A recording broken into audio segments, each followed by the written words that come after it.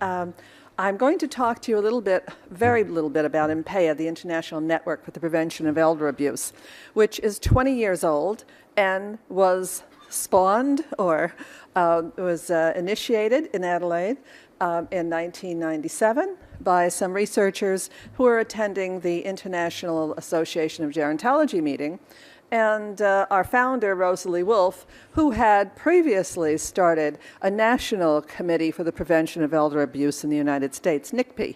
So we're INPEA, NICPE. And so I'm really pleased to be here with you 20 years later and to come close to home. I'm going to talk to you about, in a global level, about the human rights of older persons and elder abuse on the international sphere.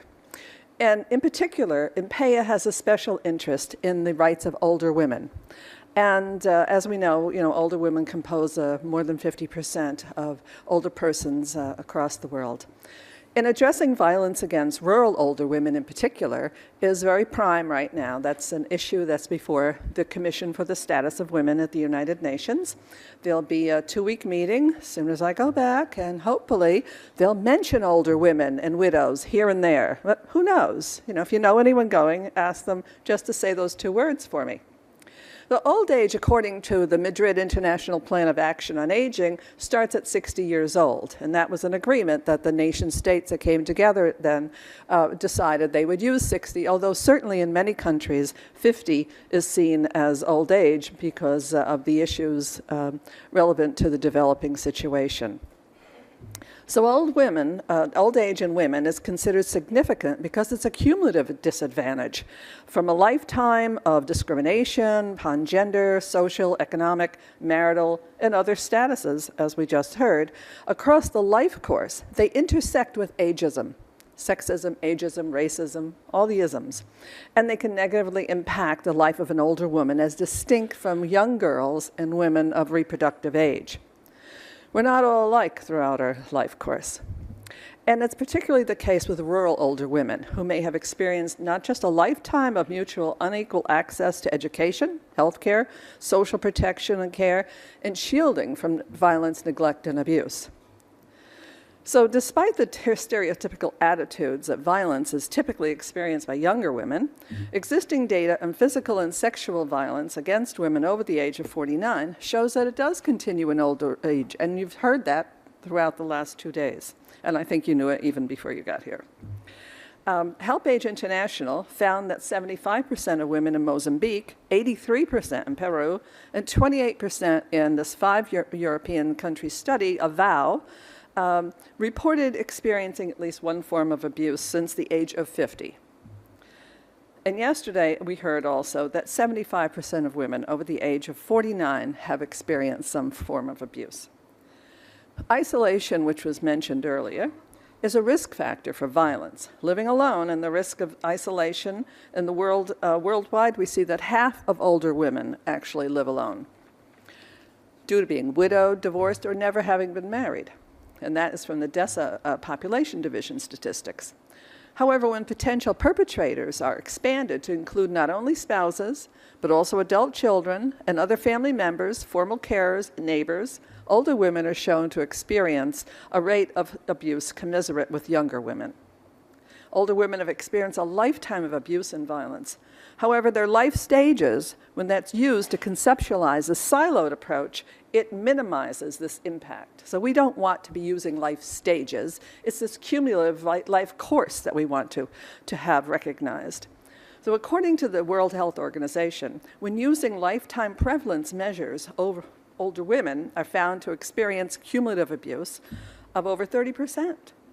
And the methodology described in their report can inform other international prevalence studies.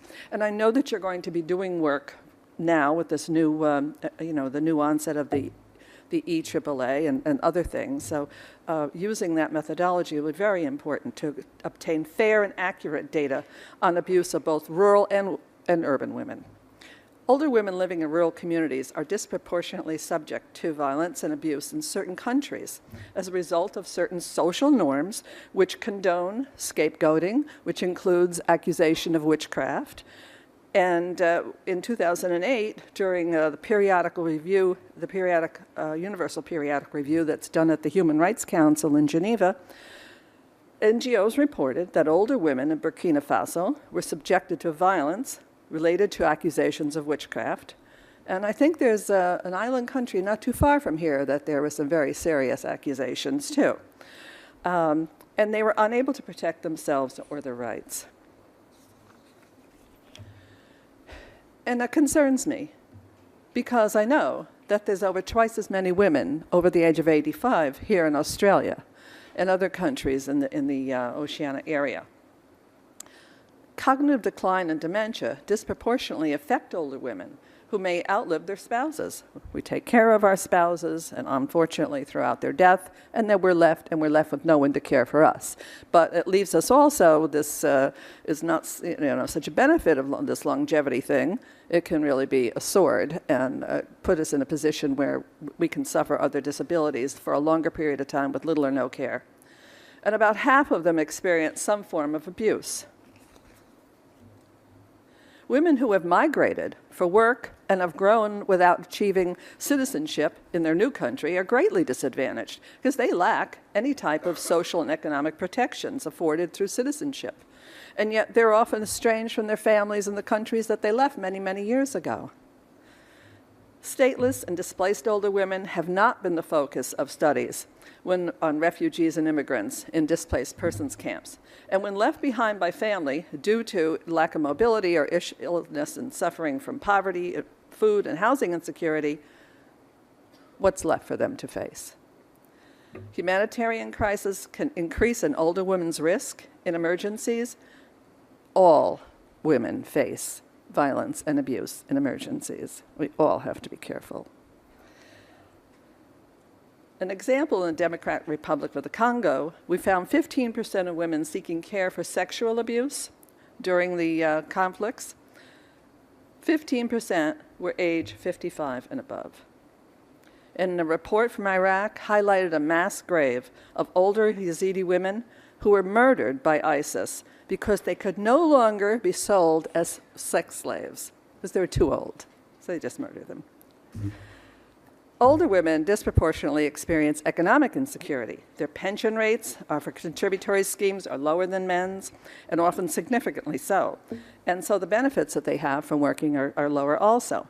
And I noted that it was reported in the news in Australia that the superwage gap between men and women is staggering, and that it takes women additional 15 years to earn sufficient money. So they have to work up to 74 years to earn the same as a man who's retired at 60.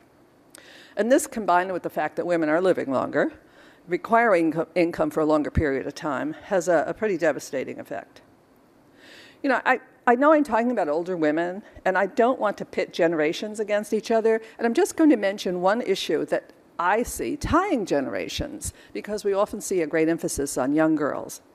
And young girls and child marriage. It's a terrible thing. It's a significant source of illiteracy and economic insecurity for old women, as well as girls, in their reproductive age. Old women, particularly widows, who have not had the advantage of education, paid work, health care throughout their lives, suffer extreme cumulative disadvantages in their later life. Empowerment of girls is critical for prevention, but there also must be residual programs for older women who, as girls, were denied these rights and treated in some of these very debased ways. INPEA is here to call upon you, to ask for your help. I know you're good people. I know you care about your neighbors and each other, and we need your help. We can't do this alone. We need Australia and all member states, on the occasion of the 70th year following the Universal Declaration of Human Rights. 70 years ago, the world came together and said, never again. This is a time for us to work towards the dignity, the protection of rights of human beings. But they left out the words about older persons. They didn't actually mention us. We're in other status, which I think many of us have been in other status way too long. It's time for you to help us get out of other status and be recognized. Take action to make global change to protect and promote the human rights of all disadvantaged and vulnerable older men and women. Eliminate extreme poverty. Support the ILO Recommendation 202 concerning national floors of social protection with the aim of achieving universal social protection. Ensure that no one is left behind. Honor states' commitments under the Sustainable Development Goals, number 5 in particular, to achieve gender equality and empower all women and girls. Take an active role in the United Nations General Assembly's open-ended working group on aging. Support the drafting of the first universal instrument, binding instrument, to protect the human rights of older persons. Join us on World Elder Abuse Awareness Day. Help us build a real society for all ages. And if you need any more in particular information, I can give you a website to look at that will tell you all the reasons why a universal document, a new convention on the human rights of older persons, will bring dignity, self-determination, and all the rights due to all persons. Thank you.